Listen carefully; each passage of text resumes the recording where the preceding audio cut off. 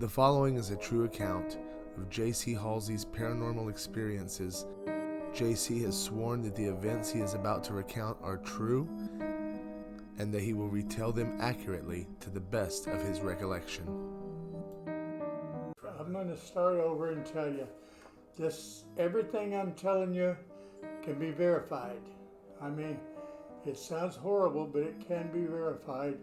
If you're ever in California and you're on 99 or the 99 freeway, turn off on Brundage Lane to your west, go down about 100 yards, turn left, and on the left-hand side, you'll see a big vacant lot. Using my father's directions, I was able to track down the address to the house he was speaking about. My father was actually quite pleased when I was able to tell him that there is no house at that address any longer and that no one can live there. It is the parking lot of a medical center, although I wouldn't want to be the security officer there at night. On the right-hand side, all nice homes and everything where This is on Brundage Lane. Huh? This is on Brundage. It's just on Real Road. You'll turn off of Brundage on the Real Road and go down. Actually, it's about 50 yards. On the east side of the street, there's a big vacant lot where you can see there used to be a house there, but there's not a house there now, and there hasn't been in 40 years. So anyway, if you want to verify it and you got the nerve, get out of your car and walk out on that vacant lot and see. Nothing may happen, but that's not what I heard. My brother passed away about a year ago, and I met some people. They still lived there. They were kids at the time, and they told me that what was happening over there, the reason they tore that house down, as the lights were coming on, they were hearing screaming and hollering, and they called the police. The police came out there. 3 or 4 cars came out. They all went in, tromped through the house. There's nothing there. No one there. House quieted down. Police all left and everything. About an hour later, the lights started flashing again and the screaming started again. This went on night after night after night. Anyway, that's what the people were telling me. And finally, the man that owned the house found he couldn't sell it and he couldn't rent it, so he had it bulldozed out. Anyway, here's what happened when I was there. Well, let me ask you, about what age were you when you moved there? When I moved there, I was 20 years old. 20 or 21, it's hard to remember. And technically, is this Bakersfield or Lamont? This is Bakersfield. And I lived in the house next door to him, and that's when I worked in the oil fields. In fact, I was about 23 because I worked in the oil fields. And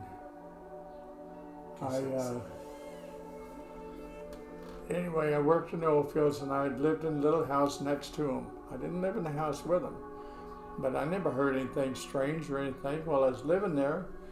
Anyway, I got my job up in Johnsondale in the lumber mill, and that's when I went to work in lumber. And it's a long ways to Johnsondale. It's 60 miles through the Canyon Road by Isabella, up almost 30 miles up to get to Johnsondale. And so they had a little country store there and a couple of gas pumps and a little bar. And I guess there was about 150 people lived there though. And you had to drive down to 30 miles to Isabella just to buy some of the decent stuff or go to a doctor. But we went to Bakersfield. I did anyway, on Sundays usually, because a lot of times I would, get odd jobs on Sunday or Saturday to make up. I needed more money. My oldest daughter had a heart problem. Anyway, I would go down there on Sunday and buy whatever I needed for the car, for the house, and I was too late to go back home, so I'd go over and visit my folks on Rio Road. And one night it got so late, I thought, well, shoot, I'm just going to wait till morning to go home. I went in the back room there and I went to sleep, and about, I don't know what time, it must have been a couple of hours later, something slapped the far out of me. I jumped up, started swinging, and couldn't feel nothing. I jumped over and turned on the light. I was in a room by myself. There wasn't nobody in there. And I thought, well, did I dream this? But my face was burning. I went over and looked in the mirror and had a big old handprint right across the side of my face. And it was out like the size of a hand. And it was a pretty good sized hand. Anyway, I said, I'm not staying here. I opened the door and I went in and told my mother, I said, I'm going to have to leave. I said, somebody or something just slapped the fire out of me. She said, she said, listen, she said, that's my protector. I said, what are you talking about? She said, my protector is a ghost that lives in this house with us. And she said, my protector didn't know who you was or was jealous that maybe you were trying to take their place. I said, are you going back to bed, JC, and nothing will bother you the rest of the night? Well, I'm used to doing what she said, so I went back there and went to bed, and sure enough, nothing happened the rest of the night. Well, I went home, then later on, about a month or two later, I came back down to get something else, and it was late. I'd been working all night, and I got my stuff, and I went over to visit with her. She's an invalid. Only place she goes to church and back, and she had to have help doing that. Anyway, I was sitting there on the couch talking to her, and I fell asleep. And then I heard this loud trumping noise in the back of the house, and it was a big house. And I opened my eyes and looked around. I was on the couch still asleep, and I was by myself. Wasn't another living person in the house. And then I heard these footsteps come tromping down the hallway toward me.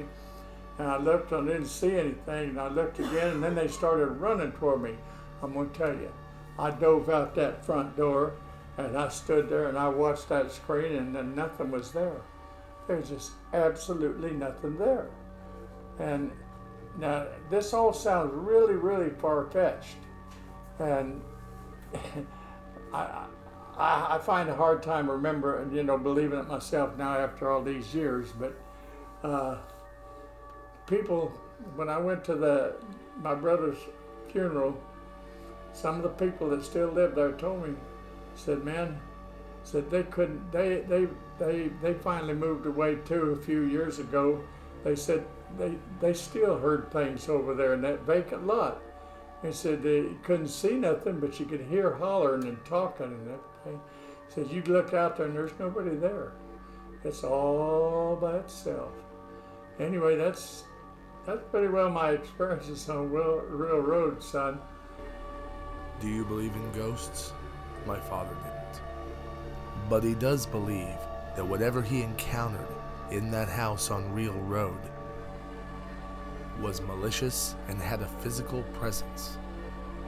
As stated earlier, the property is now a parking lot for medical offices. Anyone wishing to conduct research to verify his story should check with the owners first. We hope you enjoyed this story, and thank you for watching.